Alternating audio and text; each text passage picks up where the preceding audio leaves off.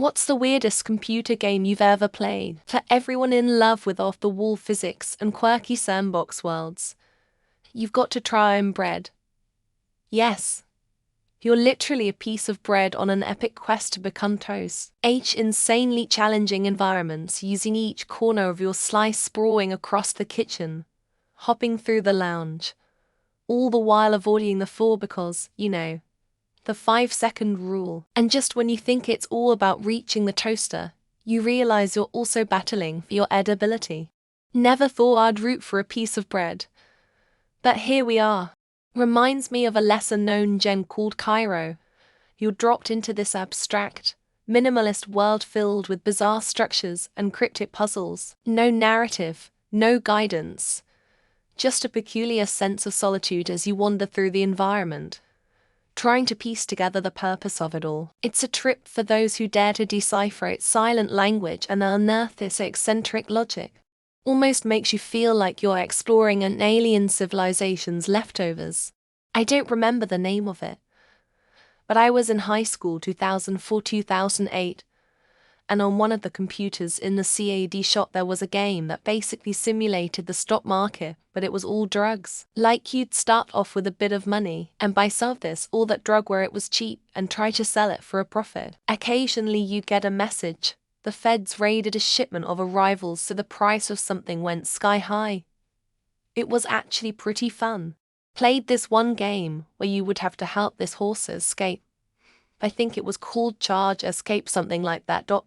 You'd have to flick through the different parts of the stable and basically solve the mystery of how to help him escape. Eventually the horse turns into a unicorn, and after solving some more stuff he grows wings, flies into the sky, and turns into a star. Home Safety Hotline is a horror game that takes place on a Windows XP work computer in 1999. As the employee, you answer the calls from people experiencing different things in their house and help them resolve it. The issues can be anything from mold and ants to more sinister paranormal beings. Deus Ex Machina on the ZX Spectrum, developing a human being, all accompanied by manually synchronized audio tape soundtrack including Ian Dury and No Blockheads, John Pertwee, former Doctor Who, and Frankie Howard carry on movies. You didn't even directly control the human for most of the game. Never played, but there's a controversial Japanese DOS game which was named after the section number for rape. It involves a man chasing a woman, and each time he catches her, one piece of clothing will fall. If she reaches the house before the last clothing, she wins. If he catches her after all clothing, she gets raped. I played one many moons ago called Blow Ice. It was kind of a surreal adventure game. There was one puzzle with a scene of a frozen lake and the hint: a warm maggot helps catch a cold fish. Logically, the solution was to take the sun out of the sky and put it in the lake so you could get the fish. You must be 18 or older to enter. Is an indie horror game that recreates every 90s kid's experience of searching the net for porn without getting caught. I do wish I liked the execution as much as the concept. But hey, it's free on Steam. A long time ago, my cousin showed me this game called Hobo. You play as a homeless dude who needs to fight people on the street using his excrement. Computer games back in the day were weird as shit. An old brick game called Pressure Drop. The game itself was normal, but the aesthetic made no sense at all. Pressure Drop 1995. When I was too young to understand, I used to play Leisure Suit Larry that my older brother had installed. I didn't understand the appeal, it just seemed weird to me. I don't remember the exact name, but have you ever seen those ads on the hub, the PRN games?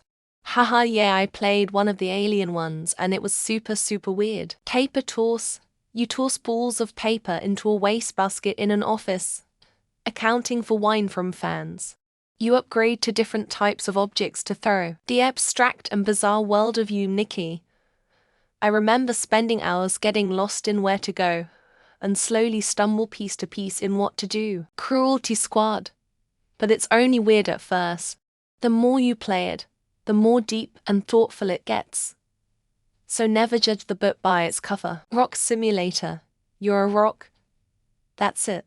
You can level up and buy skins.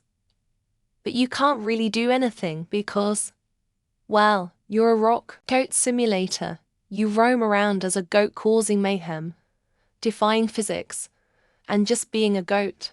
It's as bizarre as it is hilarious. Hooligans storm over Europe. I haven't played it myself, but Seaman on the Dreamcast seems to be an odd one according to the YouTube videos I saw of this game. Second Samurai for the Mega Drive. The first level has you in the prehistoric times fighting cavemen. Why no reason. Incredible Crisis. Known in Japan as Tondemo Crisis. If you get a chance, give it a go. Monkey Kickoff. You're a monkey, and your goal is to kick a ball as far as possible. It was a game where you had to catch beer bottles in a basket to undress a woman. Plumbers don't wear ties. Yes, it was a game of sorts, kinda. One that comes to mind is Seaman for the Sega Dreamcast. Cruelty Squad. That game is an acid trip of an acid trip.